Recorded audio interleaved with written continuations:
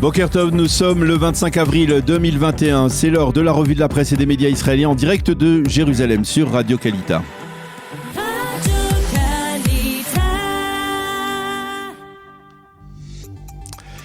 Et nous commencerons cette revue de la presse par les derniers développements sécuritaires et par la tension dans le sud du pays. Au total, une quarantaine de roquettes ont été tirées depuis vendredi soir à partir de la bande de Gaza en direction des localités israéliennes avoisinantes sans faire fort heureusement de blessés ni de dégâts. Ce matin, les quotidiens nous expliquent la nouvelle équation que le Hamas entend enseigner aux Israéliens.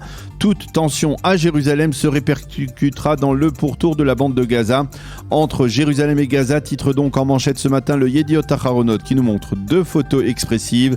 La première, c'est une photo des émeutes arabes hier soir devant la porte de Damas à Jérusalem. La seconde, ce sont des blindés israéliens en position offensive en direction de la bande de Gaza. Le Yediot Aharonot souligne qu'après une année de calme relatif, les Palestiniens ont tiré vendredi soir 36 roquettes en 7 heures seulement, empêchant des milliers d'Israéliens du pourtour de la bande de Gaza de dormir tranquillement en cette soirée de Shabbat.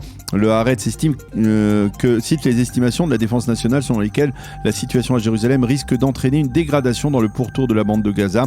Pour le Israël Hayom, l'objectif prioritaire est d'empêcher une dégradation de la situation.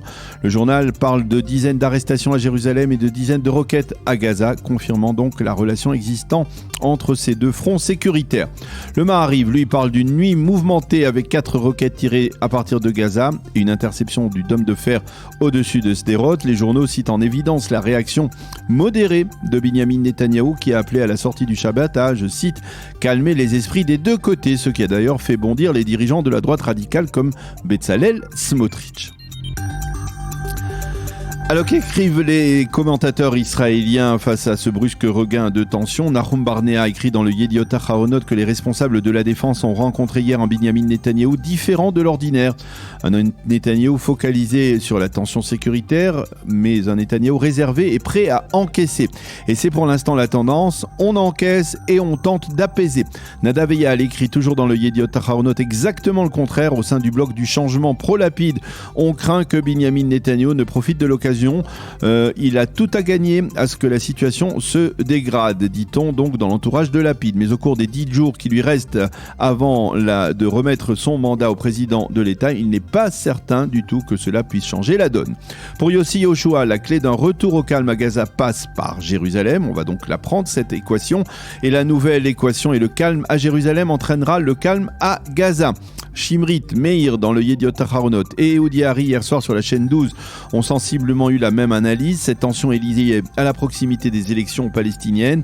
Et là encore, l'équation est Jérusalem face à Gaza, mais avec une nuance. Le Hamas lance une mise en garde à l'État d'Israël. Si vous empêchez la tenue d'élections dans Jérusalem-Est, faisant ainsi le jeu de Mahmoud Abbas, alors Israël paiera le prix. Et Matan Tsouri écrit ce matin que la plaie s'est rouverte ce week-end pour les habitants du pourtour de la bande de Gaza. 36 roquettes les ont ramenés une année en arrière. Tous des extraits de ces éditoriaux figurent en première page du Yediot Aharonot. Dans le Israël Hayom, Yoav Limor, le spécialiste sécuritaire du journal, écrit lui aussi que la clé de la sortie de crise se trouve à Jérusalem. Quant à Nadav Shragai, il s'insurge contre une politique d'encaissement que mentionnait tout à l'heure donc Nahum Barnea dans le Yediot Aharonot. Il faut riposter contre toute violence à Jérusalem, écrit Nadav Shragai. Cette tension sécuritaire intervient en pleine crise politique et alors que, selon le Israël Hayom, Yamina, qui veut dire vers la droite, se dirige apparemment paradoxalement vers la gauche. Bennett a annoncé vendredi qu'il négocie en vue de la formation d'un gouvernement d'union nationale. Colère au Likoud, nous avons bien mis en garde face à un tel scénario, dit-on au Likoud. Au sein du bloc du changement anti-Bibi, on parle déjà de distribution de portefeuilles. Mati Tourfeld constate dans le Israël Hayom soudain l'accolade chaleureuse de la presse anti-Bibi à Naftali Bennett et il met en garde le leader de Yamina. Après que Bennett ait rempli sa mission de destituer Binyamin Netanyahou, il n'aura plus la moindre utilité pour la gauche israélienne et à chacune des crises, il se retrouvera en minorité face à l'arsenal de la gauche et du centre et face à ces mêmes journalistes qui aujourd'hui sont flatteurs. Et Tanner Kibi de trouver une définition claire de l'absurdité politique dans laquelle nous allons évoluer si Naftali Bennett devait devenir Premier ministre. L'homme qui s'installera à la rue Balfour sera bien moins populaire que celui qui devra quitter cette résidence, écrit Ethan Orkibi. Enfin, le Haaretz rend responsable de cette tension les militants d'extrême droite de l'organisation Leava qui, jeudi soir, avaient embrasé Jérusalem. La chaîne 12 de la télévision israélienne a publié un sondage hier qui se projette sur un cas de figure de 5e élection législative. Et oui, on en parle. Et force est de constater que les partis en lice ne modifient quasiment pas leur puissance électorale. Le Likoud reste à 30 députés, Yesh Atid se renforce à 19, Bennett reste à 7. Et au bout du compte, le bloc pro-Bibi reste toujours avec ses 159 députés, y compris un Bennett qui aujourd'hui n'est plus certain d'y appartenir.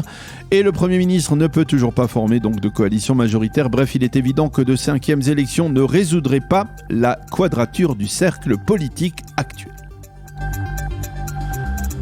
Sur le plan diplomatique, le développement majeur du week-end et la reconnaissance par les États-Unis du génocide arménien, le Yediot Ahronoth le mentionne sur sa première page ce matin et souligne que jusqu'à présent, les présidents américains avaient évité de prendre une telle décision afin de ne pas froisser les Turcs. Des Turcs qui ne cachent pas leur colère ce matin. Personne ne nous donnera de leçons sur notre passé, a-t-on déclaré dans l'entourage de Tayyip Erdogan. Ce geste de Biden, écrit Tzipi Shilovitz dans le Yediot Ahronoth, est certes symbolique, mais il reflète la dégradation des relations entre la Turquie et les États-Unis d'une part et la volonté de l'administration Biden de restaurer le leadership éthique et moral des États-Unis dans le monde.